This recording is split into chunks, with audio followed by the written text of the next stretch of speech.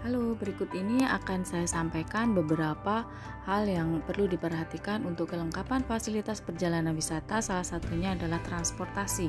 Dalam memilih transportasi yang perlu diperhatikan adalah antara lain seatnya, apakah bisa dipakai untuk reclining seat, apakah masih berfungsi, kemudian juga AC, apakah berfungsi dengan baik, dan juga dilengkapi dengan dan yang tidak kalah penting yang perlu diperhatikan adalah mikrofon.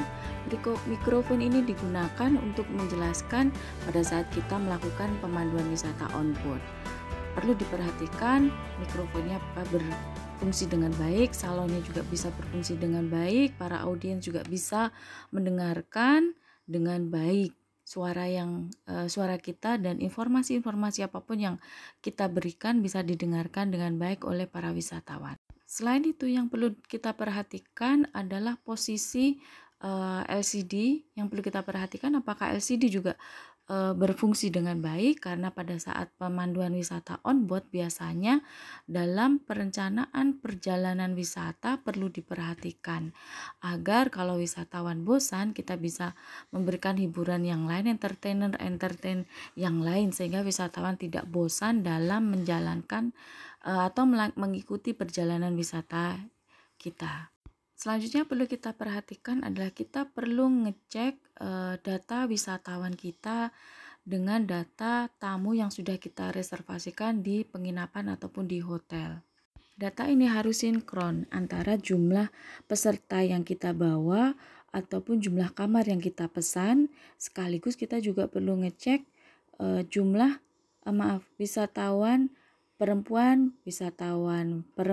laki-laki ataupun wisatawan dengan status anak, sehingga kita tidak salah dalam memberikan kunci, dan juga kita perlu cek dengan baik. Sekaligus juga kita perlu memastikan apakah wisatawan kita sudah terdaftar atau sudah berada dalam reservasi di hotel yang sudah kita pilih ataupun hotel yang sesuai dengan yang sudah di-booking sebelumnya.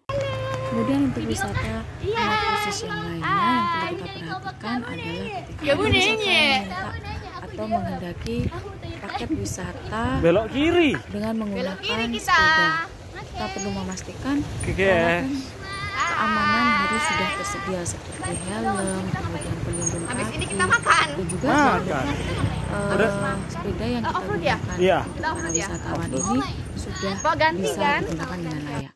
Selanjutnya adalah jika ada pemesanan atau perencanaan perjalanan wisata dengan menggunakan atau rafting, biasanya ada beberapa hal yang perlu kita perhatikan. Misalnya perahu karet, pelampung, kemudian pelindung kepala, dayung atau pedal, kemudian tas kedap air, tali lempar, pompa, P3K kit, di mana peralatan obat-obatan pertolongan pertama ada di situ, kemudian juga perlu adanya peluit, pakaian, dan juga perlengkapan pribadi seperti sunblock itu harus tersedia dengan baik.